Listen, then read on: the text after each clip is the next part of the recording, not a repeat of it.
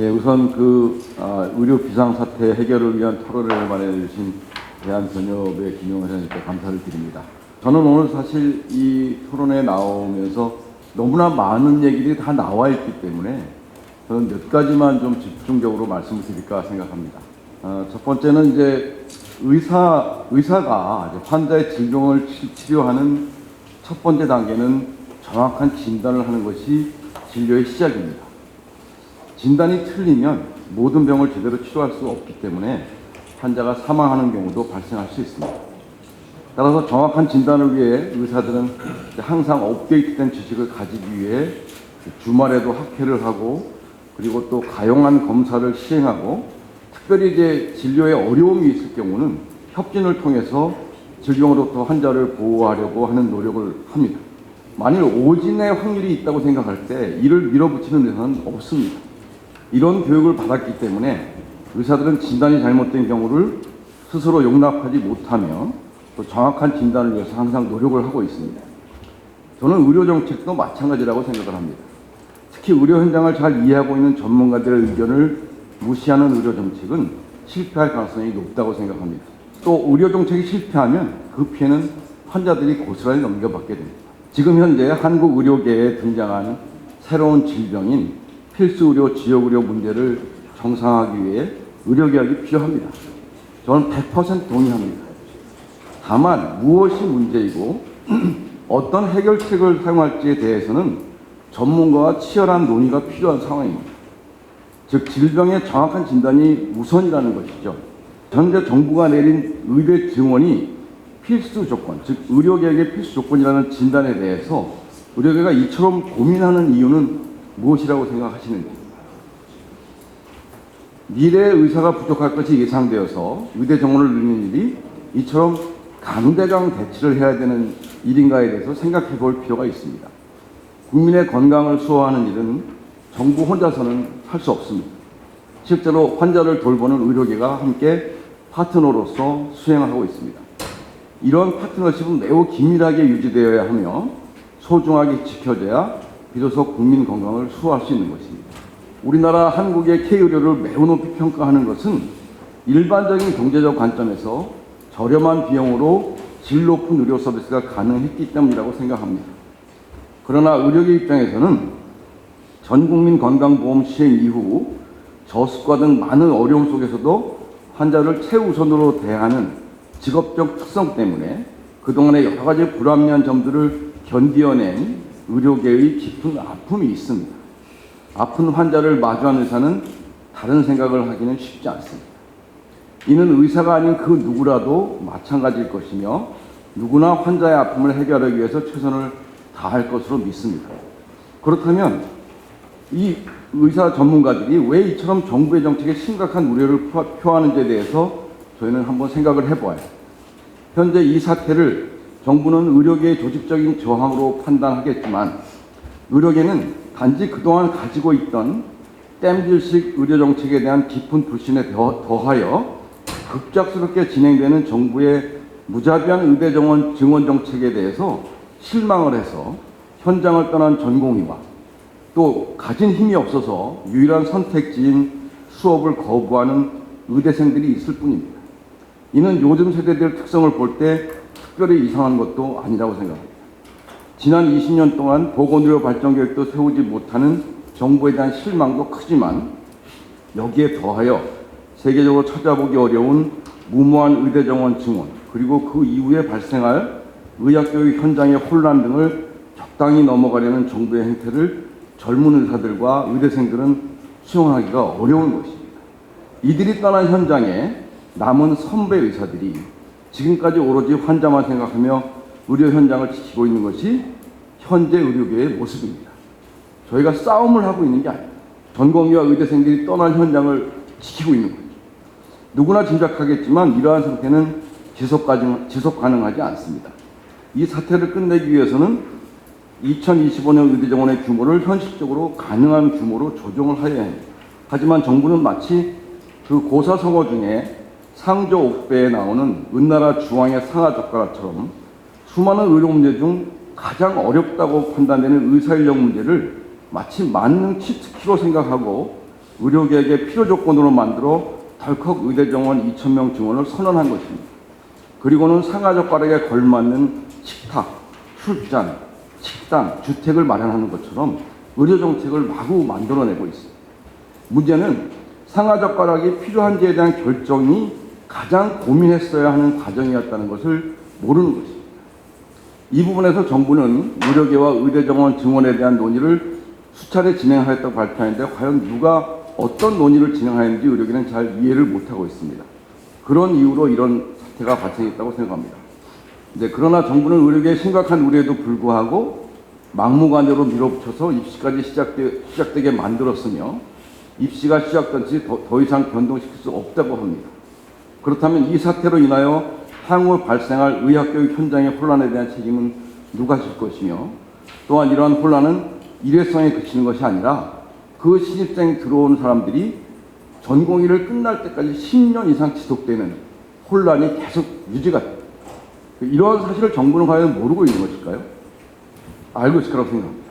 그 다음 두 번째로 제가 말씀드리고 싶은 것은 그 정부의 2,000명 증원에 대한 이제 의료계 입장의 일부인데요. 제가 이제 의학한림원에서 일을 하고 있기 때문에 의학한림원은 지난 2년, 그러니까 이 정원 발표 전부터 의대 정원에 대한 연구를 해왔고요. 의대 정원을 변동시키기 위해서는 고려해야 될 사항이 굉장히 많다. 10,000명 나누기 5 해서 2,000명이라는 단순한 산수가 아니라 고려해야 될 사항이 굉장히 많기 때문에 독립적인 추계기관을 만들어서 반드시 정원 조정을 하기 전에는 선행적으로 독립적인 추계기관이 있어야 된다고 그 연구보고를 한 적이 있습니다. 그 다음 지난 2월에 2,000명 증원 발표를 한 이후에도 추계를 위해서 좀 더 정확히 해야 되면 만약 증원이 필요하다고 결론이 나더라도 당장 교육이 가능한 범위인 350명부터 시작하자 해서 점진적으로 연착륙해야 된다는 의견을 보건복지부에 사전에 전달한 바가 있습니다. 이에 대해서는 의학교육을 책임지고 있는 한국의과대협회도 같은 의견을 제시하였습니다. 그런데 이러한 의견들은 다 없어지고요. 그래서 현재 2,000명이 이제 제한이 됐고 지금은 1,500명으로 되어 있지만요. 그래서 정확한 의사 인력 추계를 우선 시행하고 그 결과에 따르는 것이 가장 좋은 안이지만 당시에 정부의 의사 인력 증원에 대한 의지가 너무 강해서 한림원에서는 350명을 우선적으로 제안하였습니다. 그 과학적 근거가 뭐냐고 물어보시겠지만 그 과학적 근거는 현재 상태에서 내년에 증원을 하면서 그것을 350명 정도 하면 정원의 10% 정도가 되기 때문에 당장 현장에서 혼란 없이 교육할 수 있습니다. 일단 그렇게 신입생을 받고 그 다음에 1년 동안 열심히 서로 노력해서 얼마나 증원이 필요한지를 얘기하자는 취지로 350명을 제안했던 것입니다. 아무리 의사인력 증원에 대한 정부의 의지가 강하더라도 급격한 증원은 의학교육 현장에서 수용이 가능하지 않습니다. 현재 증원인 3,058명의 10%까지는 가능하지만 현재처럼 굉장히 많은 숫자의 즉 정원의 65%를 증가시키는 경우는 수용이 불가합니다. 외국의 경우도 의사인력 정원에 대한 정책들은 약 20년 동안 걸쳐서 진행합니다. 몇백 명 정도씩 늘려서 그래서 이런 것들이 있지 우리나라처럼 65%를 늘리는 나라는 세계에 없습니다. 그런데 문제는 이제 65%를 늘리겠다고 정부가 선언을 했고요. 우리가 생각해보면 당연히 65%가 늘어나면 교육의 질이 떨어질 거라는 것은 뭐 당연한 사실입니다. 근데 교육부에서 이 일을 방지하겠다고 3가지 정책을 발표를 합니다. 그래서 첫 번째는 그 의과대학을 평가하는 의평원의 평가 기준 및 절차에 대한 심의를 하겠다고 했습니다.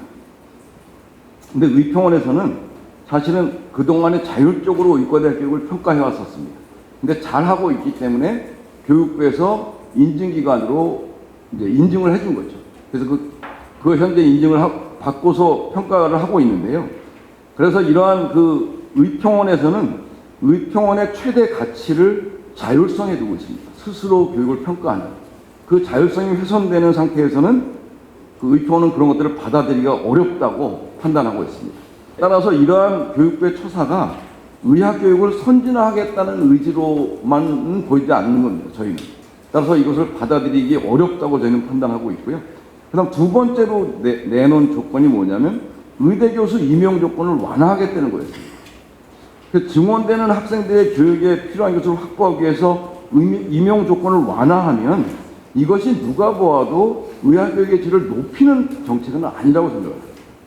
그래서 이것도 또한 그 의학교육의 질을 떨어뜨리는 상태가 되고요. 세 번째는 탄력적 학사 운영을 시행해서 현재 학생들이 수업을 안 듣고 휴학을 하고 있기 때문에 수업 거부를 하고 있기 때문에 유급을 할 가능성이 많습니다. 근데 이것을 여러 가지 방법을 통해서 유급을 시키지 않겠다. 공부를 하지 않은 학생들을 유급시키지 않겠다라는 것은 이것 또한 의학교육의 질을 떨어뜨리는 일이라고 생각합니다. 그래서 이 세 가지 모두가 교육부는 의학교육 선진화라는 그런 기치를 내걸고 하지만 저희가 느낄 때는 의학교육의 질이 후퇴하고 있다고 판단하고 있거든요. 그래서 이런 것들이 이제 문제라고 생각하는데요. 이상의 이유들로 의학교육을 담당하는 모든 단체들은 2025년 의대정원 증원 규모에 대해서 입시가 비록 시작이 된 지금 시점에서도 수정을 요구하고 있는 것입니다. 즉, 한 번 시작하면 10년 이상 그 부작용을 가지고 가야 되기 때문입니다. 따라서 진단을 정확히 하고 실행하자는 의료계의 진의를 정부가 이해해 주기를 바랍니다. 마지막으로 드리고 싶은 말씀은 의사를 양성하는 교육은 다른 교육과 조금 달리 그 도제식 교육입니다. 먼저 경험한 의사가 1대1로 가르쳐야 하는 것이 기본적인 의사의 양성 교육입니다.